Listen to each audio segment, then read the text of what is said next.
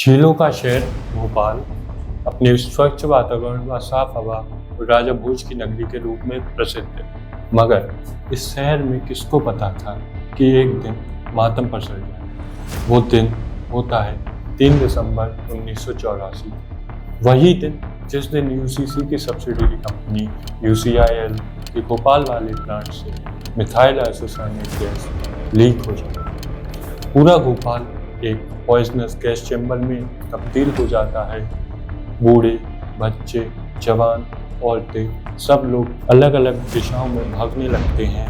जो भी इस गैस के कांटेक्ट में आता है वो या तो अपनी जान से हाथ धो बैठता है और जो बचते हैं वो अपाहिज हो जाते हैं। वहीं आज़ादी के बाद रोजगार का सपना देख रही जनता के लिए यह दृश्य तबाही का मंजर साबित हुआ। सिर्फ एक रात में ही 3000 या उससे ज़्यादा लोगों की जान चली गई। आने वाले कुछ ही दिनों में यह आंकड़ा बढ़कर 15 से 20,000 हो जाएगा। ये खुशहाल और दिल शहर जल्द शमशान घाट का रूप ले लेता है।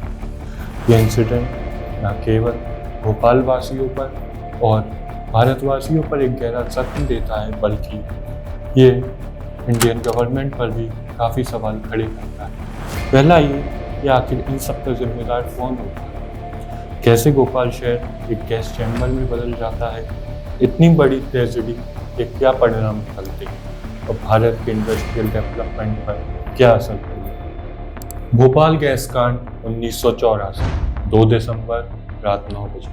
जब सारा भोपाल शहर सोने की तैयारी कर रहा था, तभी यूसीआईएल के प्लांट में कुछ वर्कर्स पाइप ब्लॉकेज को ठीक कर रहे होते हैं कि तभी पानी टैंक E610 में घुस जाता है, जिससे पानी मिथाइल आइसोसाइनेट गैस जो टैंक में पहले से थी उसके बीच खतरनाक रिएक्शन होने लगती है। यहाँ पर आपको बता दें कि अगर टैंक E610 में पानी न घुसता तो भोपाल ट्रेजेडी कभी होती ही नहीं। कुछ दिन पहले कुछ यूँ हुआ था कि कंपनी के जंपर्स पाइप के द्वारा केमिकल प्रोसेसिंग यूनिट और MIC स्टोरेज टैंक्स को आपस में जोड़ दिया, जिससे जब टैंक E610 का प्रेशर बिगड़ने लगता है तब प्लांट के सुपरवाइज़र को भी इन्फॉर्म किया जाता है, लेकिन सुपरवाइज़र इसे सिर्फ इंस्ट्रूमेंट की खराब रीडिंग बताकर वहाँ से चला जाता। रात 11:30 बजे जब प्लांट्स के कुछ वर्कर्स की आंखों में इरिटेशन और उन्हें सांस लेने में समस्या होने लगती है, तब जाकर प्लांट में गैस लीक होने की खबर मिलती है। लेकिन ये लीक पॉइंट्स इतने छोटे होते हैं कि इन्हें ढूंढने में काफ़ी समय गुजर जाता है। MIC अलर्ट इंडिकेटर और पब्लिक अलार्म दोनों का खराब होना इस इंसिडेंट को और भी बिगाड़ देता है। रात 1 बजे के आसपास जब प्लांट में गैस ज़्यादा ही कंसंट्रेटेड होने लगती है, तब प्लांट के वर्कर्स प्लांट को ऐसे ही छोड़कर भागने लगते हैं। प्लांट में सेविन पेस्टिसाइड के साथ साथ टिविन पेस्टिसाइड बनाने का भी यूज़ होता है। अमेरिका में बैठे कंपनी के उच्च अधिकारियों को जब इस घटना की खबर पता चलती है, तब भोपाल शहर की स्थिति दर्दनाक बन जाती है। इसी के बाद कंपनी ये फैसला करती है कि उनका जो प्लांट वेस्ट वर्जीनिया में है उसको भी तत्काल प्रभाव से बंद कर दी। कहा जाता है कि चीज़ें वक्त के साथ साथ संभलने लगती हैं, लेकिन यह चीज़ें और बिगड़ जाती हैं। लोग गैस फैलने की वजह से हॉस्पिटल्स का रुख करते हैं। डॉक्टर्स इस बात से अनजान होते हैं कि कौन सी गैस लीक हुई है। पहले उन्हें अमोनिया, फॉस्जीन, बाद में मिथाइल आइसोसाइनेट का पता चलता है, लेकिन तब तक काफ़ी देर हो चुकी है। डॉक्टर्स उन्हें ऑक्सीजन मास्क भी देते हैं, लेकिन इससे भी उनकी स्थिति में कोई सुधार नहीं होता है। MIC और ऑक्सीजन के रिएक्शन से उनकी मौत और तेज़ी के साथ होने लगती है।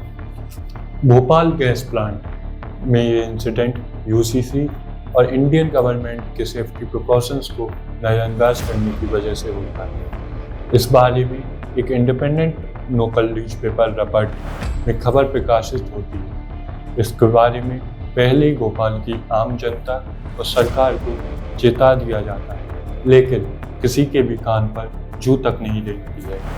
ये खबर राजकुमार केशवानी जी लिखते हैं, राजकुमार केशवानी जी इसी के साथ साथ भोपाल गैस ट्रेजेडी केस के सीबीआई के गवाह भी थे। भोपाल शहर उस वक्त एक धुएं की नगरी में समा जाता है।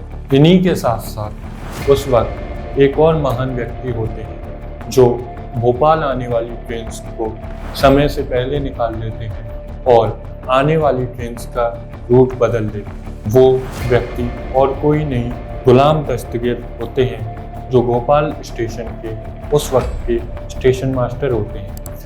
भारत सरकार में उस वक्त प्राइम मिनिस्टर राजीव गांधी होते हैं और उस वक्त की इंडियन गवर्नमेंट के पास ऐसा कोई कानून नहीं था कि वो कंपनी के सीईओ वॉरेन एंडरसन और उस कंपनी को आड़े हाथों ले सके। इंडियन गवर्नमेंट 1986 में एनवायरनमेंट प्रोटेक्शन एक्ट लाती है, जिससे वो कंपनी वो एनवायरनमेंट पॉल्यूशन रोकने के लिए कार्रवाई कर सके। यूँ तो किसी व्यक्ति की जान कोई नहीं खरीद सकता, लेकिन यूसीसी उस वक्त 4,70,00,000 मुआवजे के तौर पर देने को राजी होती है। वैसे तो कई लोग आज भी न्याय की गुहार लगा रहे हैं सरकार से, लेकिन उनकी स्थिति आज भी वैसी ही है जैसे 1984 में थी। आज ठीक 40 वर्ष पूरे होने पर लोग कई बीमारियों से ग्रसित हैं। उनके न्याय की गुहार कोई नहीं सुन रहा। वो रात शायद ही भोपाल वाले कभी भुला पाए, जिस रात को एक गहरा जख्म ये शहर उन्हें दे गया। यूं तो मिलते रहेंगे रोज, एक रोज हम आपको नई कहानी सुनाने फिर आएंगे। इसी के साथ मैं संस्कार शर्मा आप सभी से विदा लेता हूँ। जुड़े रहिए, बने रहिए उद्गम तपास लेकर के साथ।